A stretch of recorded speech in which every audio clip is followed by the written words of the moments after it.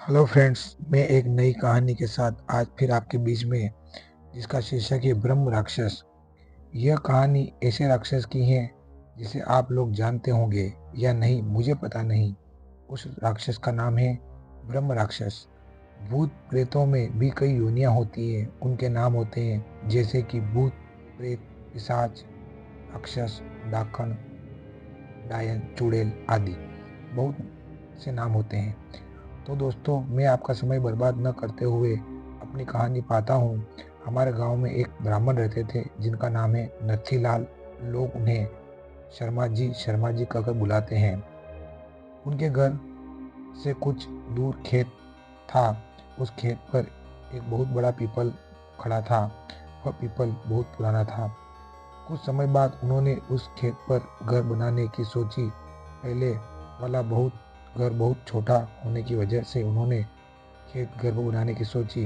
उन्होंने उस पीपल को काट कर अपना घर बनवा लिया। कुछ दिन तो ठीक ठाक चला, पर कुछ दिन बाद शर्मा जी बड़े परेशान रहने लगे। वह कभी वह पूजा करते थे, कभी नहीं। तो उनकी बीवी ने उनके बदले स्वभाव को देखकर उनसे पूछा, तुम पूजा भी नहीं करते आजकल, कल बदले बदले से रहते हो, कभी बच्चों को डांटते रहते हो, तुम्हें क्या हुआ? पंडित जी के चेहरे पर मुस्कान आई और वह कहने लगे, मेरे घर को तोड़कर तुमने अपना घर बना लिया और इसे क्या पूजा करने की कह रही है? सब कुछ मैं ही हूँ, मैं ही भगवान हूँ, इसे पूजा करने की कोई जरूरत नहीं। वो कभी दांत मीसते, कभी बड़े प्यार से बोलते, कभी आंखें लाल तो कभी हो जाते थे। कभी तो उसकी बीवी को शक हो गया कि जरूर किसी भूत प्रेत का साया है और वो बातें ऐसे करते जैसे ही वो लोग हों। तब पंडिताइन ने उनको बिठाकर आसन लगाकर हनुमान चालीसा पढ़ने लगी।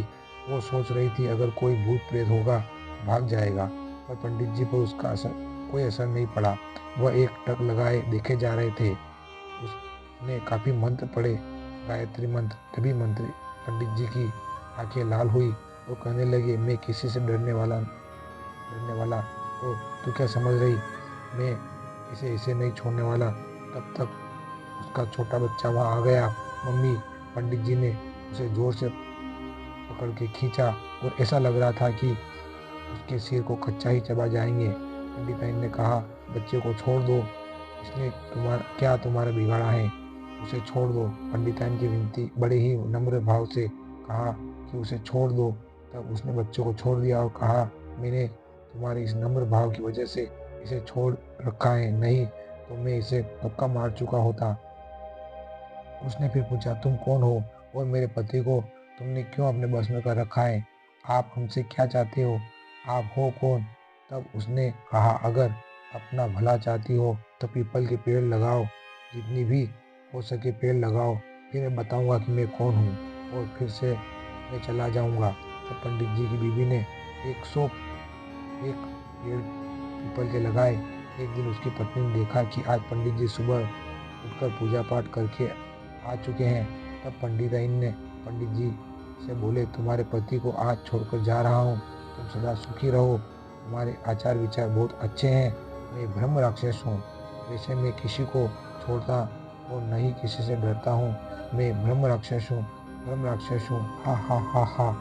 तुम्हारे पति ने मेरे पीपल के पेड़ को काट दिया था, जिस पर मैं हजारों सालों से रह रहा था। मुझे गुस्सा तो आया, पर मैं तुम्हारी अच्छाई के कारण मैंने इसे छोड़ दिया। जा रहा हूँ तुम्हारे पति को छोड़कर। तब पंडित जी अचानक सही हो गए। तब पंडित जी की बीबी की आंखों से आंसू निकल पड़े। तो दोस्तों, अगर बुरे के साथ अगर तुम अच्छा करोगे तो एक दिन वह भी अच्छा हो जाएगा। मेरी यह कहानी दोस्तों आपको कैसी लगी है? अगर अच्छी लगी हो तो मेरे चैनल को सब्सक्राइब कीजिए, लाइक कीजिए, शेयर कीजिए, कमेंट कीजिए। एक नई अच्छी शानदार स्टोरी के साथ कल आपके बीच में फिर उपस्थित होऊंगा। जय हिंद, जय भारत, वंदे मातरम, जय श्री राम।